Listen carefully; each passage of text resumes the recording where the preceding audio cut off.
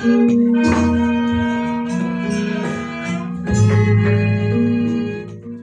kasih Pak Ponijan yang sudah banyak mengenalkan saya maupun Pak Mertaade.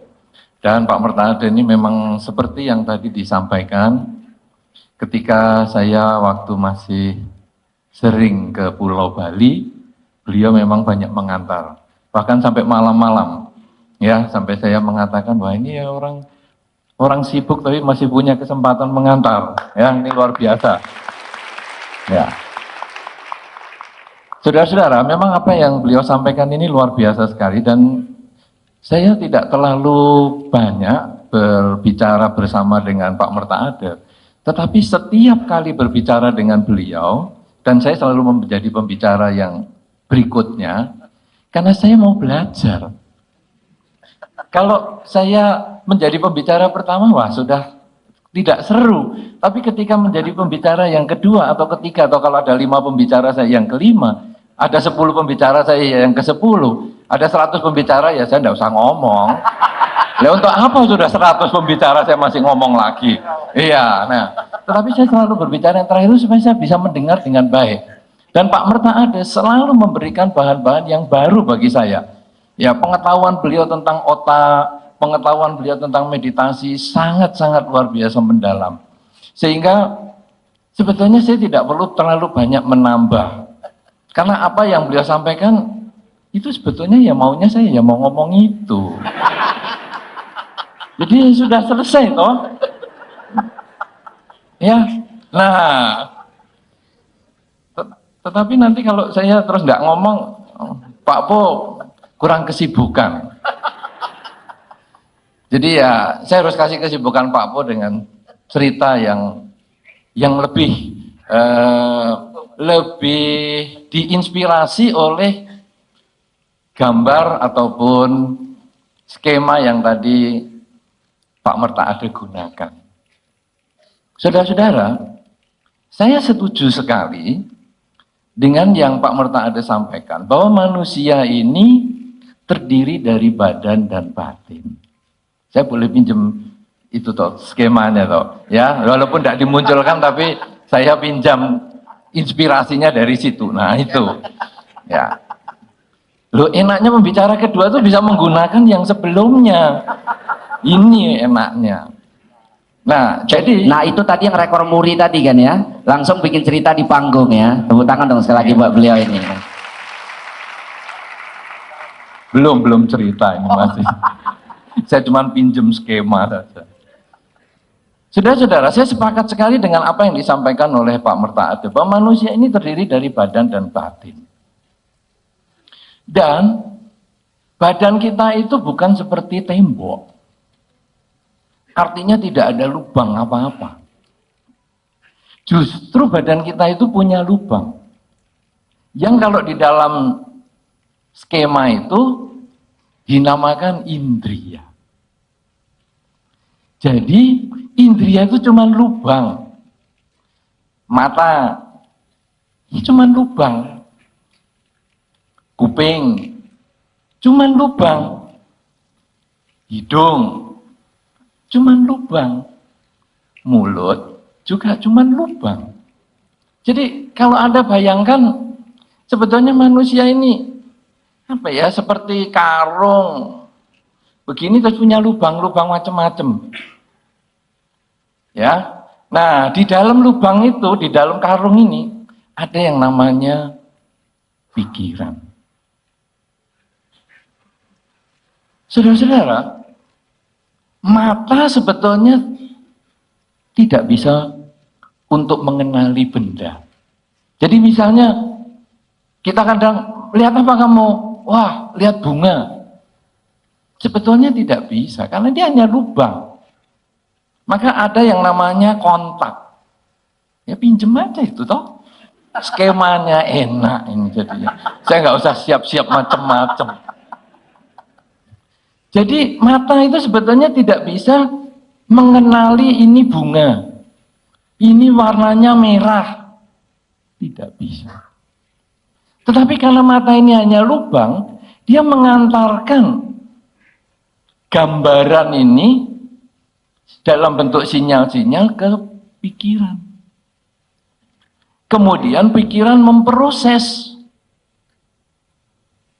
Kemudian pikiran mencari data. Apa ya? Menurut kamu, ingatan kamu apa ya yang barusan kamu lihat? Kalau yang saya ingat-ingat itu bunga ya dulu datanya. Oh ya bunga. Bunga apa? Ingat warnanya merah. Oh ya, jadi saya melihat benda, saya ingat benda itu adalah bunga. Dan saya ingat bunga itu warnanya merah. Tentu Bapak Ibu tidak percaya dengan cerita rujak. Kok rujak? Cerita rujak soalnya saya jadi, rujak juga ya. Saudara-saudara, tentu Bapak Ibu sulit membayangkan, saya jelas lihat bunga merah, saya melihat bunga warnanya merah. Betul? Betul Bapak Ibu? Betul. Para Bapak Ibu, bunga warnanya merah karena Bapak Ibu pernah ingat. Coba di depan ini saya kasih benda yang Bapak Ibu belum pernah tahu. Misalnya melihat saya saja. Anggap Bapak Ibu belum tahu saya. Nanti kan Bapak Ibu tanya, biku sopo ya? Siapa ya ini? Siapa ya? Loh, Bapak Ibu lihat saya, kenal namanya biku karena mungkin sudah ingat. Tapi tidak bisa memberikan penjelasan biku ini namanya siapa. Sehingga biku siapa ya ini? Biku siapa? Wah, pikirannya nyari data terus. Ini yang namanya mesti pakai U ini. Umur, bukan umur. Wah, enggak ketemu. Utama. Ya, deket itu. Bante Utomo.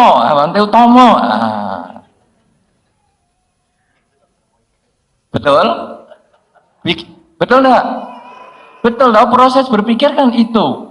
Berarti sekarang Anda sudah menyadari bahwa mata itu hanya lubang, ya, karena pikiran itu yang mengingat tugasnya. Mata hanya menerima. Kuping juga sama, saudara.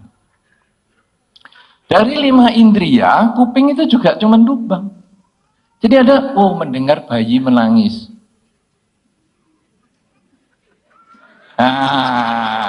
Bagus. Bayinya nggak usah dicubit, Bu. Mendengar bayi menangis. Saudara-saudara, Anda di sini jelas mendengar bayi menangis. Tapi kalau Anda di rumah Anda masing-masing, Anda bingung membedakan antara tangisan bayi dengan suara kucing. Betul? Betul nggak? Betul. Suara bayi kadang-kadang seperti kucing. Suara kucing kadang seperti bayi. Ini makanya beberapa orang yang menemukan anak yang dibuang, kadang-kadang dia tidak ngira kalau itu suara bayi menangis. Karena seperti suara kucing. Saudara-saudara, itu akhirnya Anda kuping betul-betul hanya untuk lubang. Suara apa ya? Suara apa ya? Oh bayi. Oh kucing. Itu berdasarkan ingatan. Ya? Mau lanjut lagi? Hidung?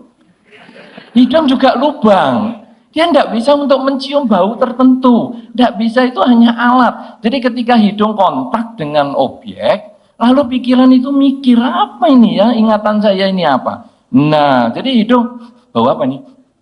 Bau apa nih? Pak Po wangi sekali. Itu. Jadi artinya hidung tidak langsung mengenali, tapi pakai dipikir.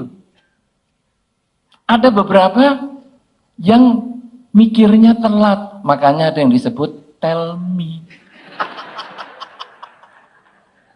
Telat mikir.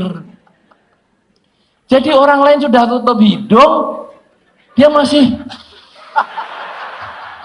napas masuk, napas keluar, sadari napas masuk, sadari napas keluar. Oh semua sudah tutup hidung. Kamu nggak bawa apa? Enggak.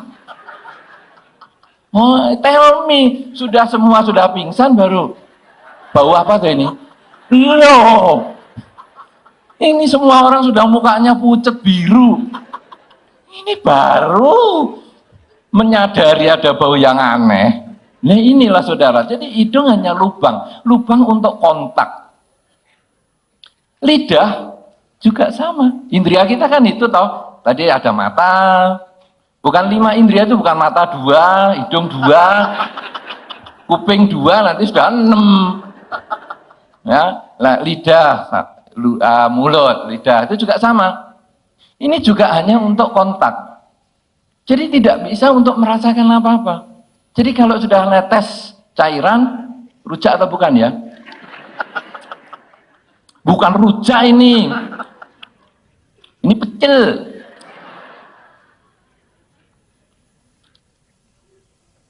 Dan terjadi perdebatan. Ya kan? Kenapa? Karena berdasarkan ingatan. Sehingga orang kalau lupa rasanya rujak, lupa rasanya durian, lupa rasanya segalanya, namanya lupa ingatan. Yang tadi tell me, yang sekarang lupa ingatan.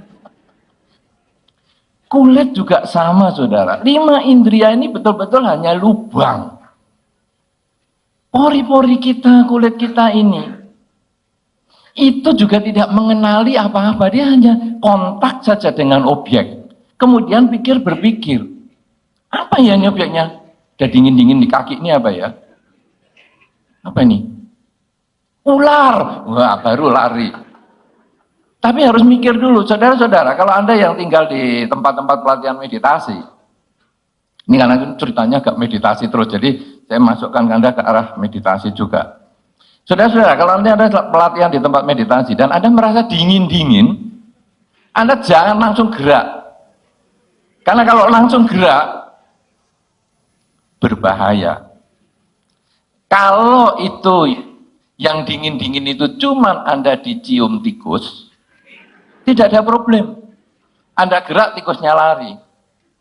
Tapi kalau itu ular, Anda gerak, dia kaget. Orang kaget itu pegangan. Karena ular tidak punya tangan, dia pegangan pakai gigi di kaki Anda. Ini salahnya ular. Kenapa dia tidak pegangan pakai badannya sendiri? Pakai badannya orang, dia pegang gini. Sampai kagetnya hilang.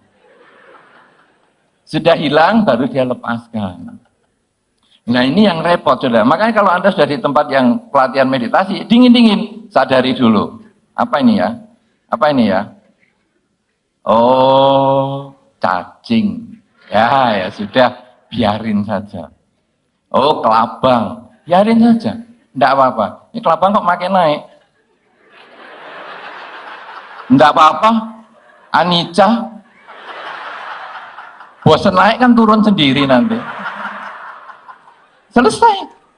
Ini turun lagi. Nah, makanya di beberapa tempat meditasi, kalau mau latihan, celananya kan semua pakai training tuh ya. Kemudian bawahnya dikasih tali lagi. Biar kelabang, ular, cacing, semut tidak ikut naik ke situ semua. Aman sudah. Nah, saudara-saudara, jadi 5 indria ini hanya alat. Yang betul-betul berpotensi adalah pikiran. Sayangnya pikiran ini tidak bisa kerja sendiri. Jadi dia harus memang terwujud dengan adanya kontak-kontak yang lain. Ya, jadi sekarang misalnya, kalau sekarang, wah ini kekuatan pikiran untuk mengubah kualitas hidup. Kadang-kadang orang mikir, wah ini apa nanti kalau kita diajari ya, begitu duduk, langsung yang sakit langsung sehat. Yang gelisah langsung tenang. Enggak, saudara, bukan begitu.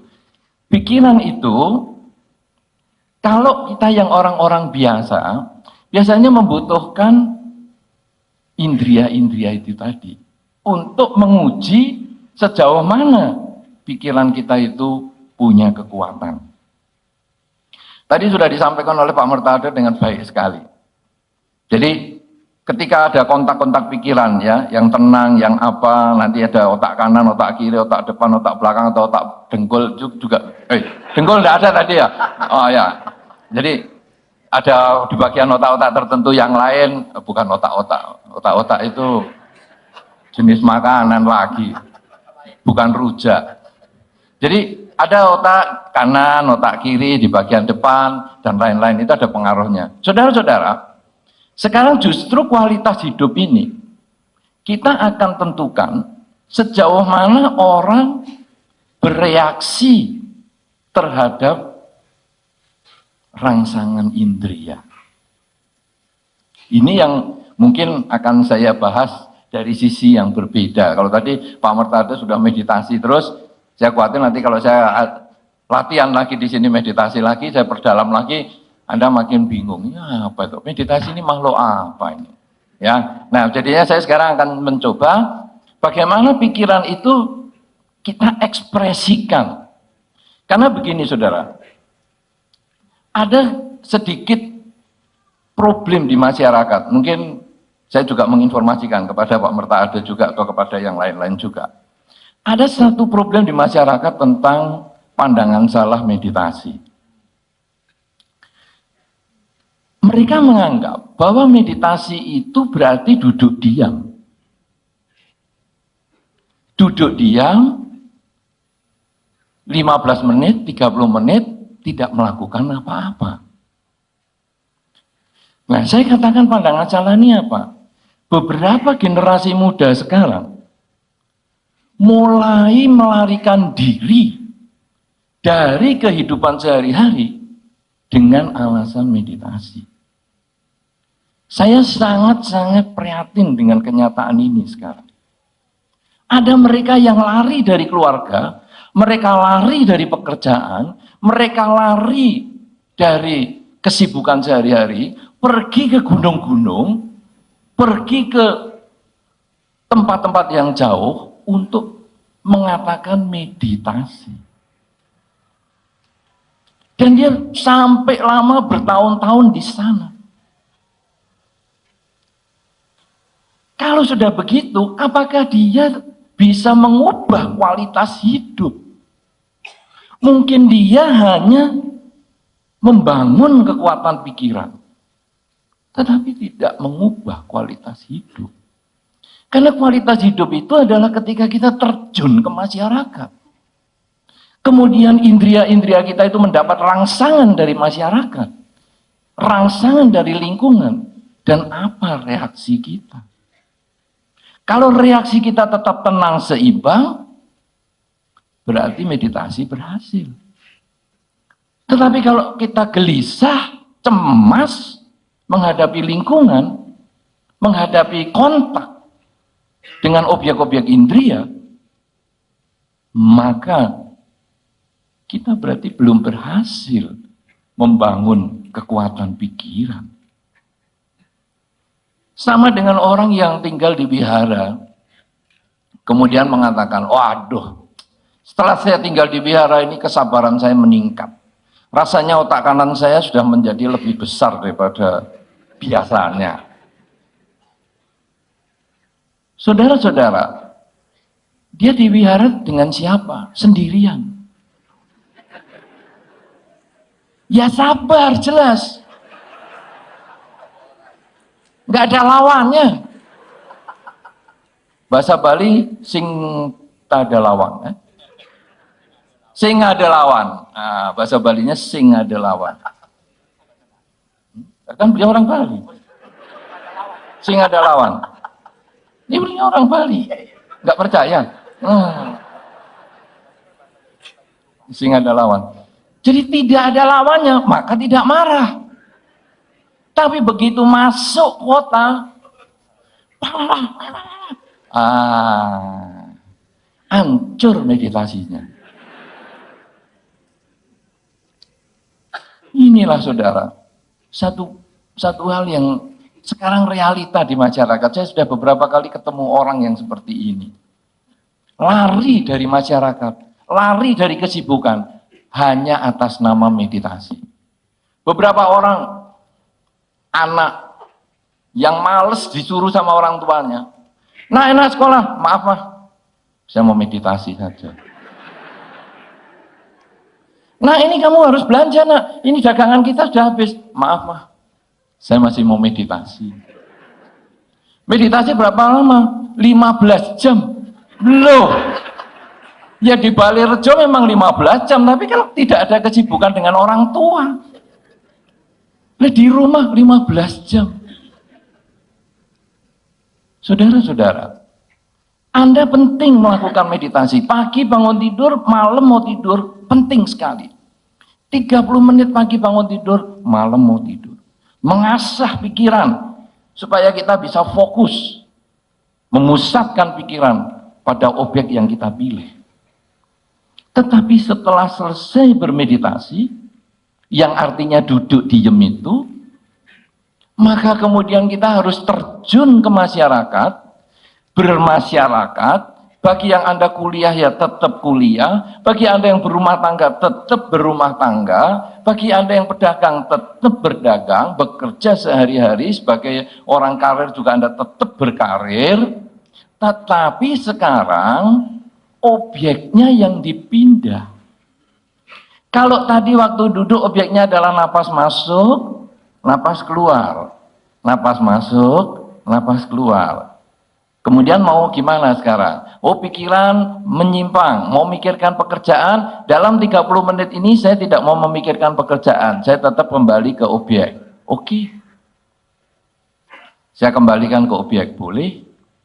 Atau kita sekarang bisa juga berlatih ketika pikiran menyimpang, kita hanya tahu penyimpangan pikiran itu. Kalau di dalam teorinya Pak Merta ada tadi, ketika grafiknya naik, tahu di atas ini. Hanya diketahui saja, langsung loyo dia. Bluk. Saudara-saudara, Anda kalau mau membuktikan bisa dengan rujak. Maksud saya bukan rujak lagi. Siang-siang ngomong rujak aja. Wah, membuat saya pecah konsentrasi. Anda belum tahu rujak Bali soalnya. Saudara-saudara, kalau Anda mau tahu kekuatan pikiran itu begitu lompat langsung hilang, ada pepatah kuno yang mengatakan, kalau Anda marah, hadapilah dengan cermin. Kalau Anda marah, hadapilah dengan cermin. Kalau sekarang Anda tidak usah pakai cermin, ya kadang-kadang beberapa covernya HP sudah bisa untuk cermin ya. Jadi begitu marah, atau bahasa gaul sekarang, kalau Anda marah, selfie lah Anda. Betul. Selfie. Jadi Anda sudah emosi sekali. Wah, Anda marah. Oke, selfie langsung. Sudah pernah Anda marah dan selfie? Boleh dicoba. Perlu dibangkitkan kemarahan Anda? Ya, tapi nanti kalau Anda marah, cobalah Anda selfie. Nanti Anda akan segera berhenti marah. Marah gini begitu selfie, jis. Selesai selfie, merengut lagi, selfie lagi, jis. Artinya apa, saudara? Bahwa pikiran itu ketika muncul, kita sadari, dia lenyap. Jadi saya marah nih, saya pegang HP, sadar kalau marah, hilang. Ini luar biasa sekali. Ternyata marah itu tidak berkepanjangan.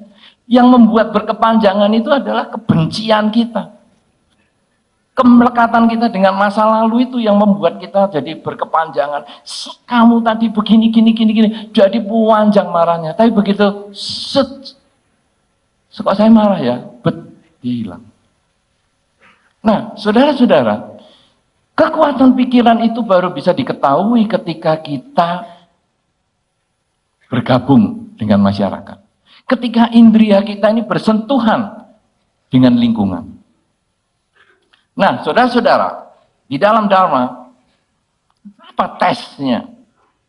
Supaya kita ini sudah tahu kekuatan pikiran kita itu sampai di mana. Tesnya gampang, saudara. Sederhana. Nomor 1, tesnya adalah pelaksanaan kemoralan. Sangat mudah. Itu sudah Anda baca tiap hari Minggu. Kalau di acara puja bakti. Hari ini pada puja bakti enggak? Hari ini Minggu loh.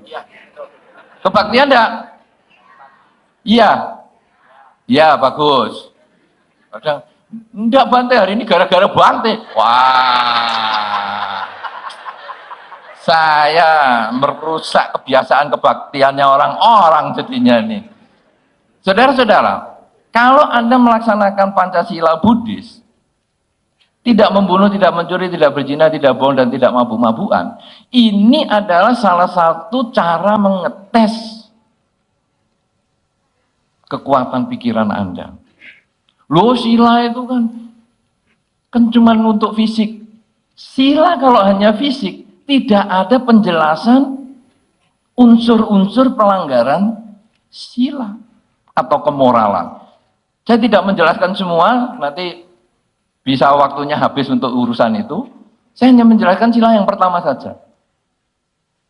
Sila yang pertama itu adalah tidak melakukan pembunuhan. Ada beberapa syarat tidak melakukan pembunuhan itu. Yang pertama, ada makhluk. Jadi, sekarang Anda melihat, semut. Ada semut. Anda lihat sungguhan. Semut sungguhan enggak? Oh, sungguhan. Jadi ada makhluk. Tahu makhluk itu hidup. Semut ini hidup enggak? Jalan. Hidup. Tahu ada makhluk, tahu hidup. Yang ketiga, ada niat melakukan pembunuhan. Nah, semut hidup, ini dia saatnya. Ada niat melakukan. Niat adalah pikiran. Niat adalah kesadaran. Seperti yang tadi disampaikan oleh Pak Merta Ada itu. Ada impuls pikiran yang muncul, yang menjadi karma. Ada niat dan ada usaha. Langsung, bagaimana ya? Kalau mau memencet semut, pakai tangan, atau pakai lidah, atau pakai apa? Ini ada. Ada juga semut yang mungkin saja. Kemudian korbannya. Korbannya gimana? Dipencet, meleset. Niat ada, hasil nihil. Pencet mati. Nah, niat ada, usaha ada, hasil maksimal. Karma buruknya. Artinya apa ini saudara? Semua itu disadari. Nah, sekarang sila itu adalah tesnya kita. Kekuatan pikiran kita itu sampai di mana. Ada semut, ya ada semut. Saya tahu. Semut hidup. Saya tahu. Biarkan dia hidup. Silahkan semut jalan. Enak toh? Ini kesadaran tinggi. Kenapa? Karena semut tidak nempel di tempat yang penting untuk kita. Sekarang semut jalan di pipi kita. Ada semut. Semut jelas hidup. Mengarah ke kuping saya. Apa yang Anda lakukan sekarang?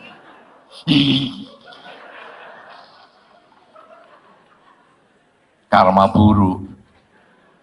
Ada semut jalan masih hidup. biarkan, pindahkan dia ke tempat yang lebih baik.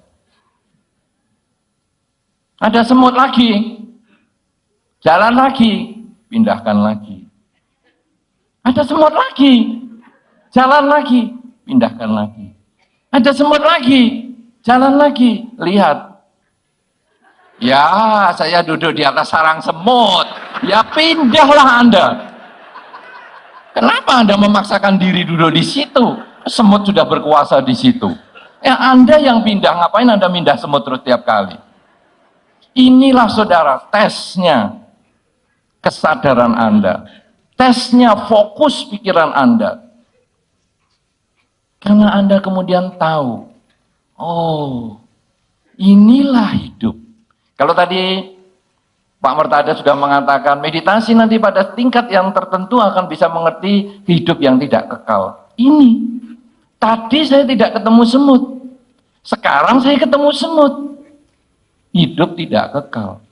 Saya waktu tadi tenang-tenang membaca, tenang-tenang menulis, saya tidak ada semut. Saya nyaman, tapi begitu ada semut, oke, saya tidak perlu emosi. Ataupun kalau saya ada emosi, saya sadari, saya amati sebagai perasaan, dan kemudian semut saya pindahkan. Selesai. Itu adalah kemoralan. Kemudian tes yang selanjutnya, saudara, kemoralan ada 5. Tidak membunuh, mencuri, berzina, bohong, dan mabuk-mabukan. Semua intinya adalah mengembangkan kesadaran. Semua itu di situ. Kemudian tes yang berikutnya adalah melihat rujak. Rujak. Kenapa ya jadi rujak terus? Melihat makanan. Saudara-saudara, makanan itu betul-betul sangat luar biasa pengaruhnya untuk pikiran.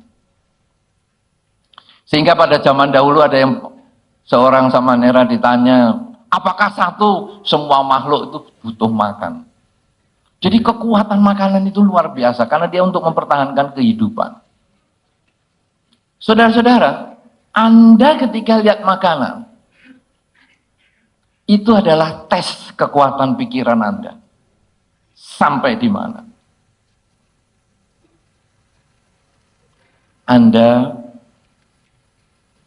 kalau lihat makanan, yang Anda anggap enak itu nasinya atau lauknya?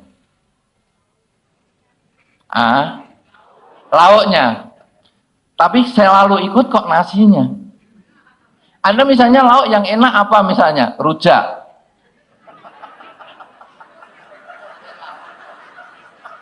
Rujak enggak bisa untuk lauk ya? Siapa ngomong nggak bisa? Itu kan hanya kebiasaan. Iya toh? Iya toh? Kebiasaan. Hanya tidak biasa. Sekarang ada lauknya apa yang enak misalnya? Ayam goreng. Oke. Anda merasa ayam goreng enak. Bagus. Lalu Anda makannya banyak. Kenapa kalau ayam goreng enak yang Anda tambah nasinya bukan ayamnya?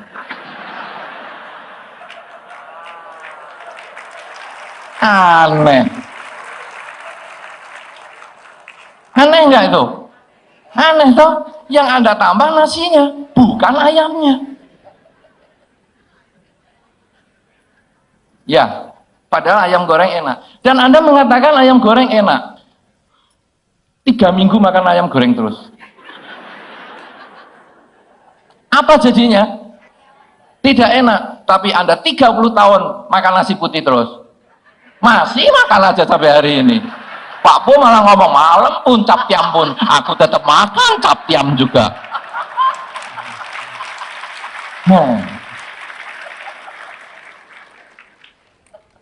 Saudara-saudara, ini makanan ini betul-betul tes sungguhan. Kekuatan pikiran Anda itu sampai di mana? Anda mengatakan ayam goreng enak, dan Anda makan nasinya lebih banyak. Sebetulnya apa sih yang mau Anda lakukan? Anda hanya mau mengulang rasa yang sama. Mau mengulang. Nasi ini hanya alat, kemudian ayam gorengnya Anda cocol sedikit dengan cabai, kemudian, aduh lesatnya. Tapi enak itu, sayangnya tidak bisa Anda kunyah sampai setengah jam. Kalau memang enak, kunyah terus toh. Enak sampai setengah jam.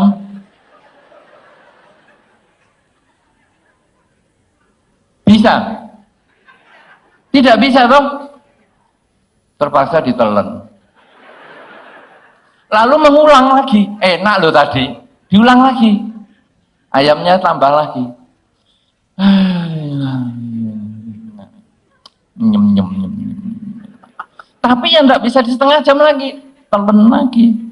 Hanya diulang. Hanya mau pengulangan. Pengulangan peristiwa. Tapi tidak bisa mengulang waktu. Sehingga hanya diulang. Akhirnya badannya aduh berdiri aja susah gara-gara ayam goreng. Tapi masih enak. Keluarkan dulu yang tadi. Untuk diulang. Betul? Yang kiri diulang atau yang kanan? Kan tadi kalau ada pikiran, mau pikiran kanan atau pikiran kiri. Ini sekarang yang kiri diulang. Jangan. Yang kanan diulang. Nah, ini diulang. Ulang lagi, penuh lagi, buang lagi. Coba saudara. Cuman seperti itu.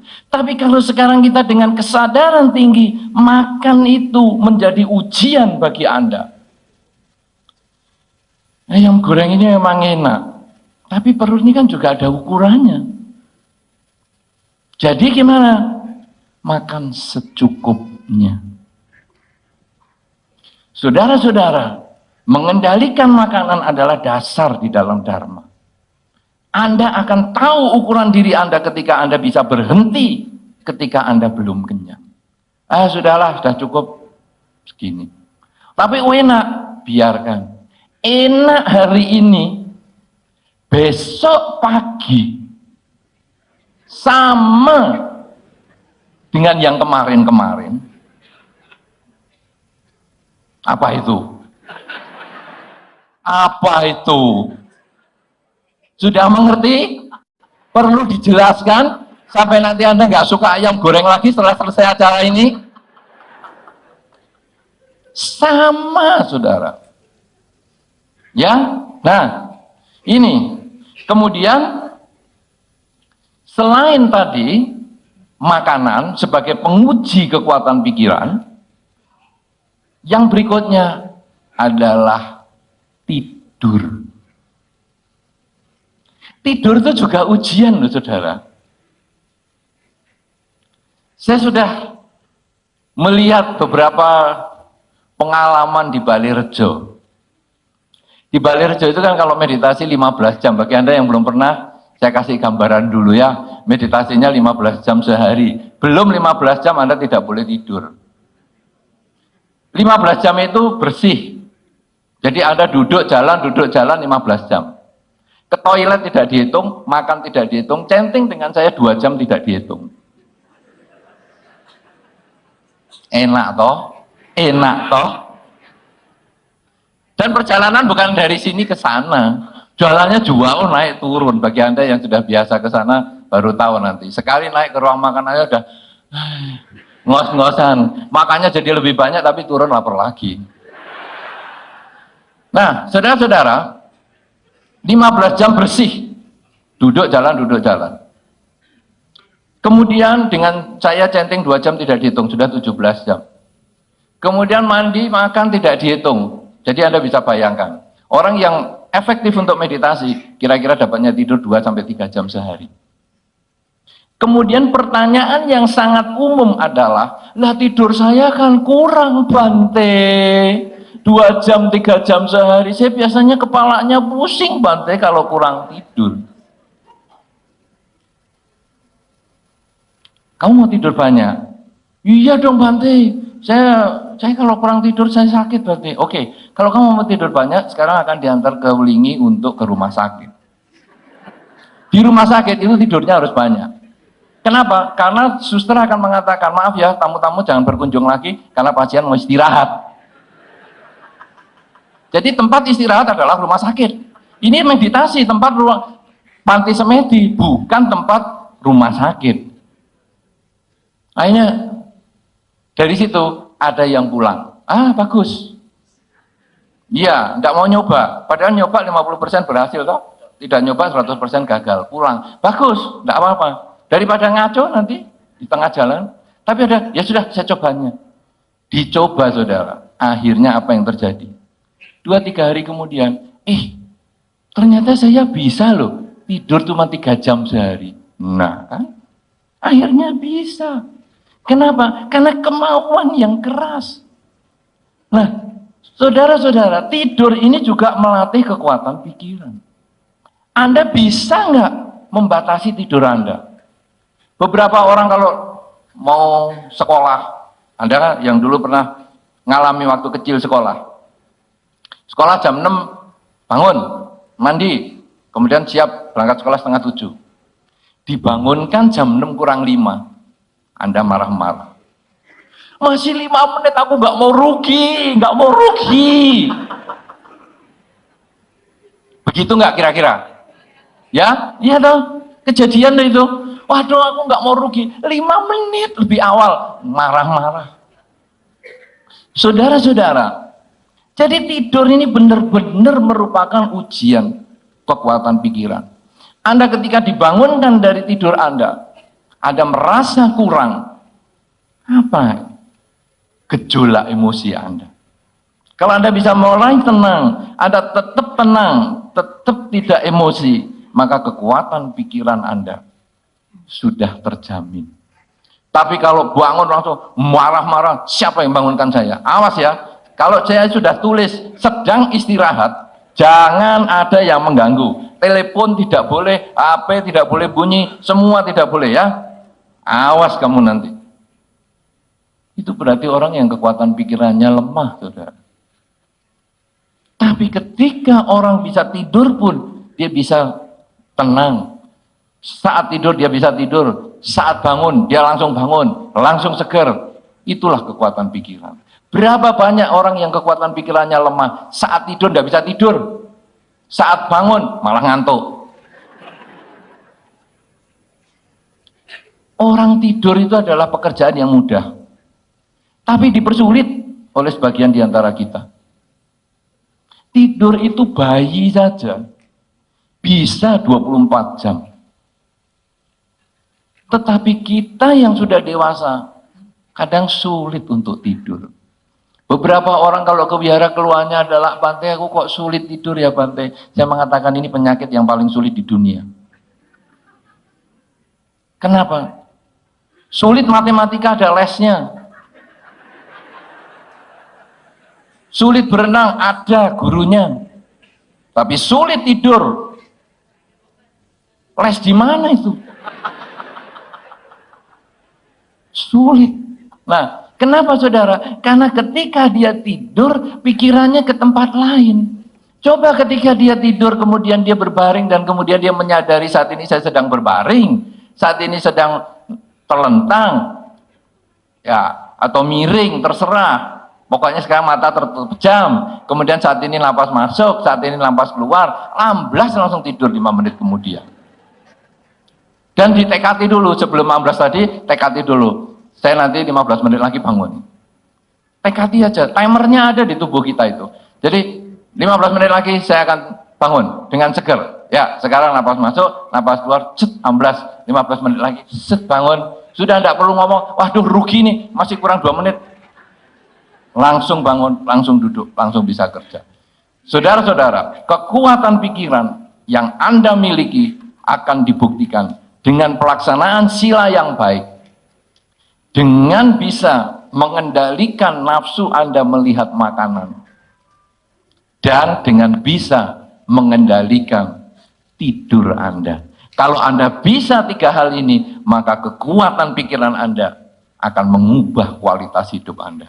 Tapi kalau Anda belum bisa, masih ada kesempatan untuk berlatih. Mulai sekarang sampai di waktu-waktu mendatang. Terima kasih, saya kembalikan.